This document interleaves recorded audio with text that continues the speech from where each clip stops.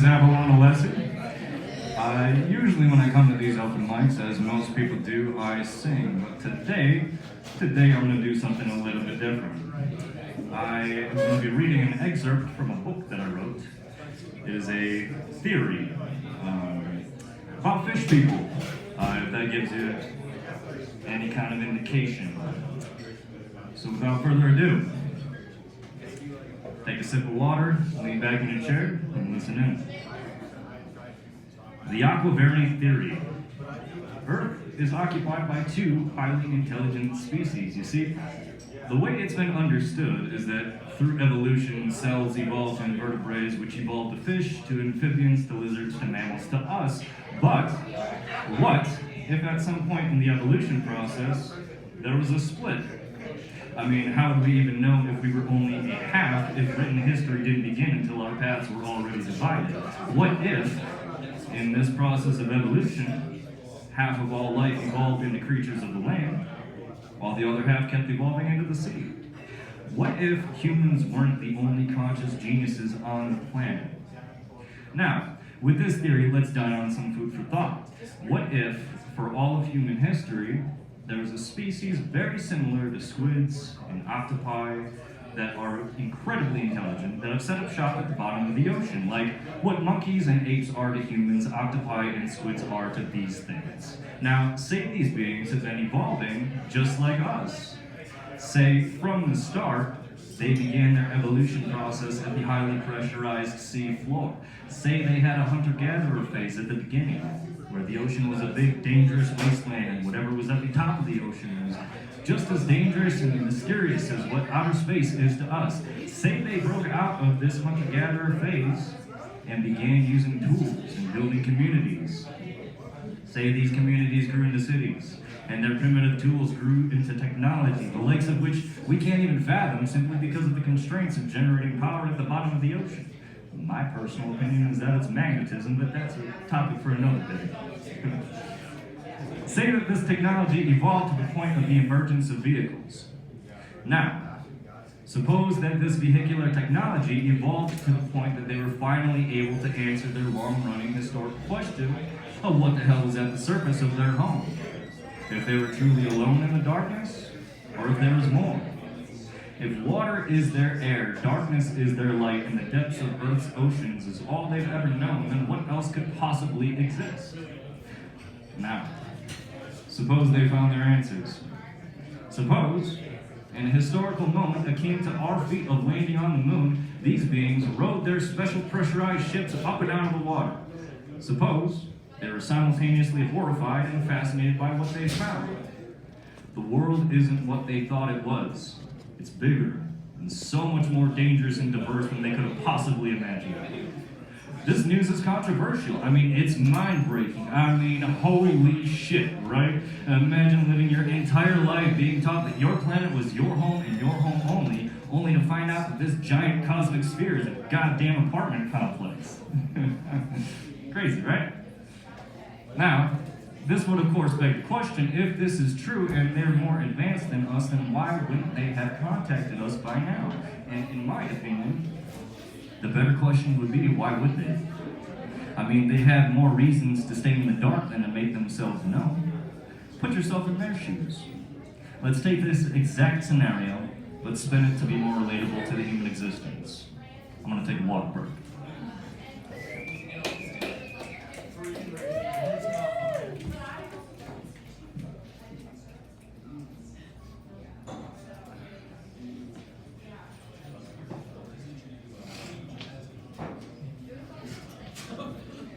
Imagine you're working at NASA, or you're just a fan of NASA, or whatever, but somehow space is a big part of your life, and finally, a ship has been crafted that allows for the full and unlimited exploration of outer space.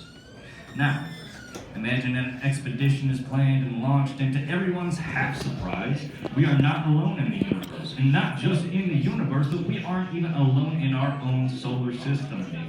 Hooray! But we still have to be smart about this. We don't know who or what these beings are. We don't know what they're capable of. So we watch. And come to find out, we are so glad that we just watched. Because it turns out These strange-looking beings, these aliens, are co-inhabited by species very similar to humans. And for the most part, they live together in peace, except for the fact that these human-like beings are also farmed and slaughtered for food and presented as a delicacy and kidnapped to be placed in tanks for the observation of their curious normal folk. And also these beings are just as intelligent and technologically advanced as us and have built themselves weapons that can literally destroy the entire planet with the press of a single button. So that part, big turn off. Back to the original narrative. Imagine you're an octopus person who's been living their whole life in the depths of the ocean, only to find out that right above you, this entire time, there's been another race of sentient creatures who are just as smart and just as dangerous as you, who eat creatures that are genetically related to you, who look like you, and who have the ability to absolutely annihilate the existence of your whole species if they simply decided to do so. So, is it still a question as to why these beings would try to stay hidden? And keep in mind, that's just surface level, pun intended, because it's the other. Imagine their vehicular technology got advanced enough to be out of the water for extended periods of time. Imagine these beings actually took the time to observe us and saw how broken we are as a collective. I mean, no individual wants to start a relationship with someone who's emotionally fucked, let alone species deciding to start a relationship with another emotionally fucked species. So, let's run a little bit more food for thought with these theories. I'm almost done, don't worry. Suppose everything I've written about up to this point is true, and this is where we are at. Sentient apes occupy the land, while sentient sea life, fish people, Zora, whatever, occupy the sea. One half knows about the other, while the other half is clueless. One half requires water to breathe, the other half requires oxygen to breathe. Both halves require the planet's resources to survive. The half that is more peaceful, more debatably intelligent, and more morally deserving of exploring the cosmos is essentially trapped on Earth, as the technology required to explore outer space as a pressure-sensitive sea creature can only be produced on land, and humans are already all set up where the octopi would have already colonized a barren land.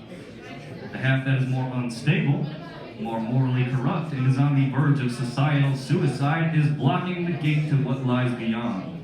To pass the gate, one must meet and greet the gatekeeper, but the gatekeeper has a history of violence against those they fear, and the gatekeeper fears anyone or anything that even slightly breaks their worldview.